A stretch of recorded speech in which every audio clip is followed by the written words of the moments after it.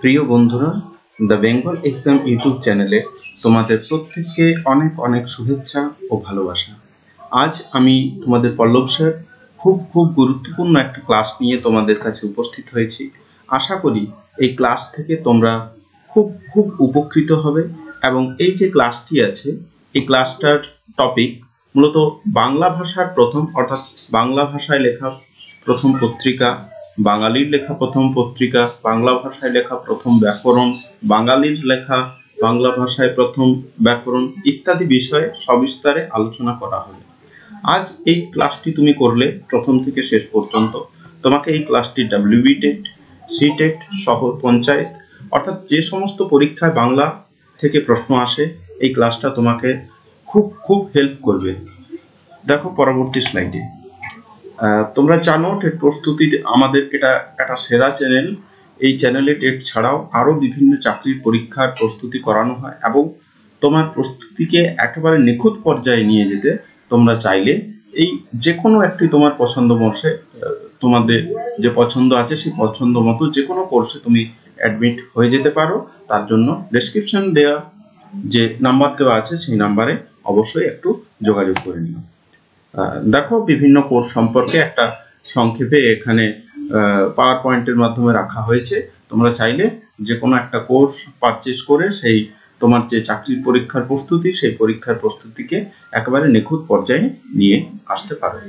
তো চলো আর কথা বাড়াচ্ছি না, চলে যাচ্ছি একেবারে আমাদের মূল ক্লাসে।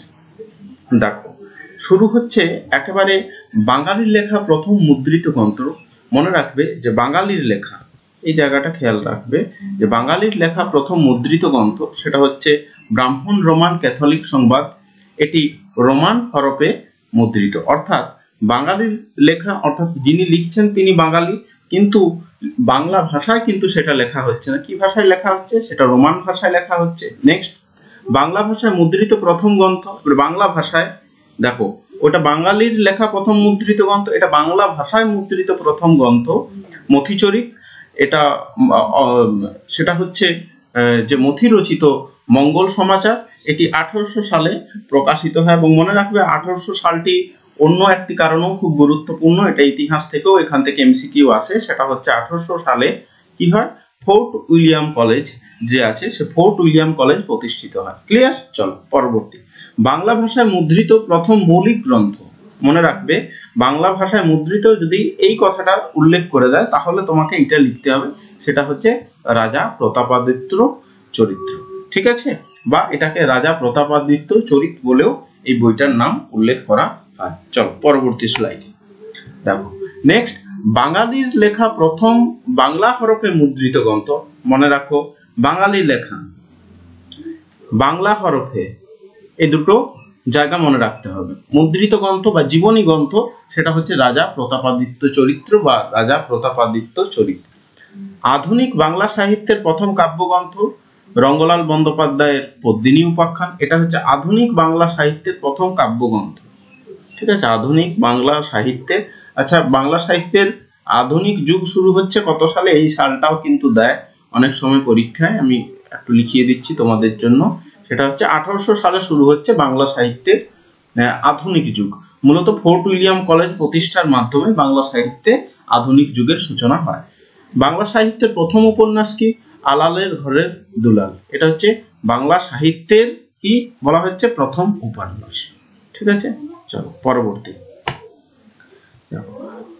বাংলা সাহিত্যের প্রথম সার্থক উপন্যাস। দেখো ওটা আলালের ঘরের দুলাল তো বলা হয়েছে প্রথম উপন্যাস। এবার সার্থক উপন্যাস, সেটা সার্থকতা পেয়েছিল কি পায়নি সেটা নিয়ে সন্দেহ ছিল ওখানে।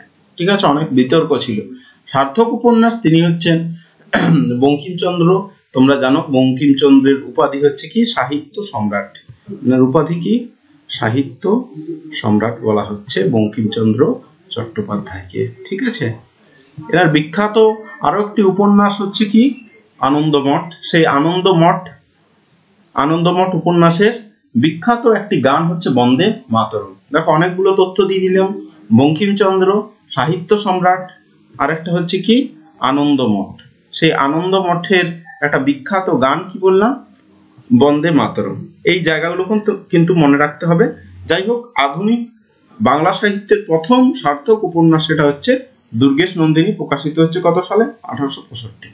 নেক্সট, বাংলা সাহিত্যের প্রথম সার্থক রোমান্টিক উপন্যাস অর্থাৎ রোমান্স ধর্মী উপন্যাস, সেটা হচ্ছে বঙ্কিমচন্দ্রের কপালকুণ্ডলা। নেক্সট, প্রথম প্রবন্ধ গ্রন্থ, প্রবন্ধের আকারে প্রথম গ্রন্থ প্রকাশিত হচ্ছে বাংলা ভাষায় লেখা বাঙালির প্রথম প্রবন্ধ গ্রন্থ, সেটা হচ্ছে রাজা রামমোহন রায়ের বেদান্ত। নেক্সট, প্রথম নাটক, বাংলা ভাষায় লেখা বাঙালির প্রথম নাটক, সেটা হচ্ছে তারাচরণ শিকদার রচিত ভদ্রার্জুন। ভদ্রার্জুন এটা হচ্ছে প্রথম নাটক। দেখো, বাংলা সাহিত্যের অনেকগুলো ধারা আছে, তার মধ্যে একটা হচ্ছে তোমার উপন্যাস, ঠিক আছে, আর একটা হচ্ছে প্রবন্ধ, নাটক এবং কবিতা, এগুলো বাংলা সাহিত্যের মূল কয়েকটি ধারার মধ্যে অন্যতম, ঠিক আছে। প্রথম সামাজিক নাটক, প্রথম সামাজিক নাটক কোনটা? রামনারায়ণ, যে ওনার নামটা হচ্ছে রামনারায়ণ তর্ক রত্নের কুলীন কুল সর্বস্ব। তখন নামগুলো একটু জটিল, তবু মনে রাখতে হবে।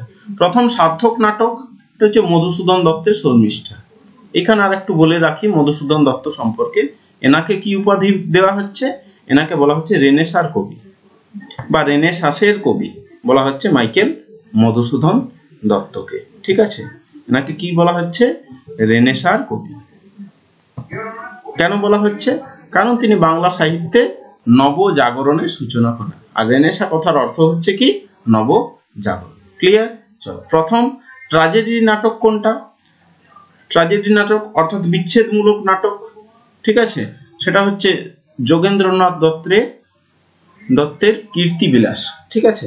প্রথম সার্থক ট্র্যাজেডি নাটক সেটা হচ্ছে মধুসূদন দত্তের কৃষ্ণকুমারী। সুতরাং মাইকেল মধুসূদন দত্তের অনেকগুলো কিন্তু প্রথম আছে, প্রথম সার্থক নাটক আছে, প্রথম সার্থক ট্র্যাজেডি নাটক আছে, এগুলো কিন্তু এক জায়গায় করে দেখো তোমাদের জন্য সাজিয়ে দেওয়া হয়েছে, এগুলো কিন্তু এক জায়গায় করে তুমি খুব সহজেই মনে রাখতে পারবে। চলো পরবর্তী স্লাইড দেখো। প্রথম অমিত্রাক্ষর ছন্দের প্রয়োগ। অমিত্রাক্ষর ছন্দ মানে হচ্ছে ইংরেজিতে যেটাকে বলা হতো কি? Blank verse. কি বলা হচ্ছে ইংরেজিতে? এই ছন্দটার নাম ছিল কি? ব্ল্যাঙ্ক ভার্স ছন্দটার নাম। এর প্রথম প্রয়োগ হচ্ছে মধুসূদন দত্তেরই পদ্মাবতী নাটকে এই ব্ল্যাঙ্ক ভার্স বা অমিত্রাক্ষর ছন্দের প্রয়োগ হচ্ছে। এবং এই জন্যই অমিত্রাক্ষর ছন্দের প্রয়োগের জন্যই মূলত মাইকেল মধুসূদন দত্তকে কি বলা হচ্ছে? রেনেসাঁসের কবি। যেখানে রবীন্দ্রনাথ ঠাকুর স্বয়ং বলছেন যে বাংলা সাহিত্যে, বাংলা কবিতায়, বাংলা নাটকে কখনো ব্ল্যাঙ্ক ভার্সের প্রয়োগ সম্ভব নয়, সেখানে মাইকেল মধুসূদন দত্ত তিনি ব্ল্যাঙ্ক ভার্সের সার্থক প্রয়োগ করে আমাদের কাছে দেখিয়ে দিচ্ছেন।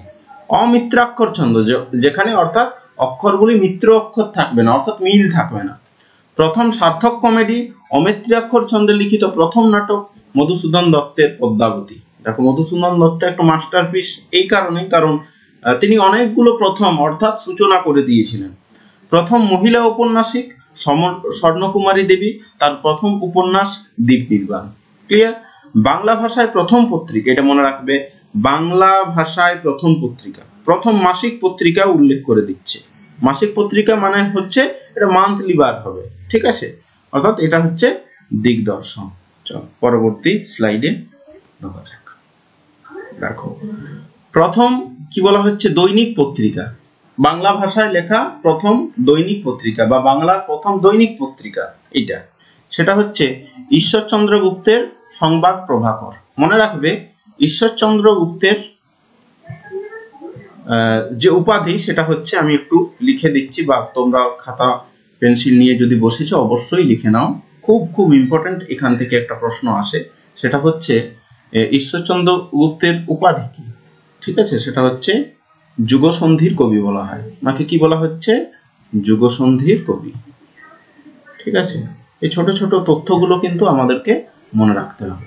নেক্সট, প্রথম মুসলিম ঔপন্যাসিক ও নাট্যকার মীর মোশাররফ হোসেন। নেক্সট, মুসলিম ঔপন্যাসিক রচিত প্রথম উপন্যাস রত্নবতী। ঠিক আছে, মুসলিম নাট্যকার রচিত প্রথম নাটক বসন্ত কুমারী। নেক্সট, বাংলা অক্ষরের নকশা প্রস্তুতকারী চার্লস উইলকিন্স, খুব ইম্পর্টেন্ট। প্রথম বাংলা অক্ষর খোদাইকারী পঞ্চানন কর্মকার। এখান থেকে সব থেকে গুরুত্বপূর্ণ হচ্ছে এটা এবং এইটা, এই দুটো প্রশ্ন খুব গুরুত্বপূর্ণ। বাকিগুলোও তুমি পড়বে বা একবার চোখ বুলিয়ে নেবে, কিন্তু এই দুটো প্রশ্ন এই স্লাইড থেকে খুব গুরুত্বপূর্ণ তোমাদের জন্য।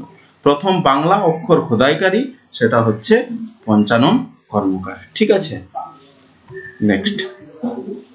বাংলা সাহিত্যে প্রথম পরিবেশ সচেতন কবি তিনি কে? ঈশ্বরচন্দ্র গুপ্ত। মনে রাখবে এখানে কিন্তু কয়েকটা নাম নিয়ে একটু সংশয় তৈরি হয়, যেমন ঈশ্বরচন্দ্র বন্দ্যোপাধ্যায়, তিনি কিন্তু আলাদা। ঠিক আছে, ঈশ্বরচন্দ্র বন্দ্যোপাধ্যায় তিনি হচ্ছেন আলাদা ঈশ্বর, আর এই ঈশ্বরচন্দ্র গুপ্ত ইনি হচ্ছেন আলাদা ঈশ্বর। ঈশ্বরচন্দ্র বিদ্যাসাগর তিনি হচ্ছেন ঈশ্বরচন্দ্র শর্মা বা ঈশ্বরচন্দ্র বন্দ্যোপাধ্যায়, যিনি আদর্শ লিপি, কথামালা, বোধোদয় এই বইগুলি লিখেছিলেন। আর ঈশ্বরচন্দ্র গুপ্ত ইনি হচ্ছেন যুগসন্ধির কবি। যুগসন্ধির কবি মানে হচ্ছে এই যে 1800 সালের কথা উল্লেখ যেটা করলাম, এই 1800 সালের আগে যিনি কবিতা লিখতে এসেছিলেন, এই জন্য এনাকে যুগসন্ধির কবি বলা হচ্ছে। নেক্সট দেখো, বাংলা সাহিত্যের প্রথম সনেট। সনেট মানে তোমরা জানো যে সনেট মানে হচ্ছে 14 লাইনের কবিতা। আমি তবু একটু উল্লেখ করে দিচ্ছি। এই 14 লাইনটাকে দুভাগে ভাগ করা হয়, 8 যুক্ত 6, এইভাবে সনেটের লাইনগুলো ভাগ করা হয়। প্রথম যে 8 লাইন, সেই প্রথম 8 লাইনের নাম হচ্ছে অষ্টক, আর শেষ যে 6 লাইন, সেই 6 লাইনের নাম হচ্ছে শতক। বোঝা গেল? সনেট অর্থাৎ 8 হচ্ছে অষ্টক, 6 হচ্ছে শতক। ঠিক আছে, মোট 14 লাইনের কবিতা হয় সনেট। এটা হচ্ছে মধুসূদন দত্তের বঙ্গভাষা। নেক্সট, প্রথম ঐতিহাসিক নাটক, সেটা হচ্ছে কৃষ্ণকুমারী।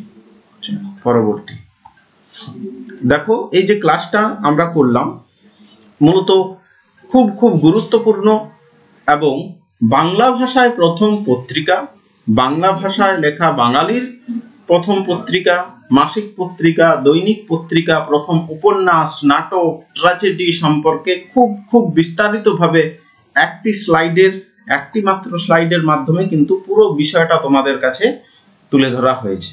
আশা করি ক্লাসটা তোমাদের খুব খুব উপকারে আসবে, এবং শুধুমাত্র যে স্লাইডের যে টপিকগুলি সম্পর্কে আলোচনা করা হয়েছে তা নয়, আমি কিন্তু চেষ্টা করেছি, খুব চেষ্টা করেছি স্লাইডের যে টপিকগুলো আছে সেই টপিকগুলো ভেঙে ভেঙে তোমাদের কাছে বিশ্লেষণ করে দেখানোর মতো করে তোমাদেরকে বুঝিয়েছি। তো ক্লাসটা যদি তোমাদের খুব ভালো লেগে থাকে বা তোমাদের ক্লাস সম্পর্কে মতামত, খুবই কাম্য আমাদের কাছে। তোমাদের মতামত আমাদের এগিয়ে চলার প্রেরণা। পরবর্তী ক্লাস অর্থাৎ এই যে ক্লাসের পার্ট 2 খুব তাড়াতাড়ি আমাদের চ্যানেলে আসছে। ততক্ষণ পর্যন্ত আমাদের চ্যানেলের সাথে থেকো, পাশে থেকো, এবং অবশ্যই চ্যানেলটা একটু সাবস্ক্রাইব করে দিও। টাটা।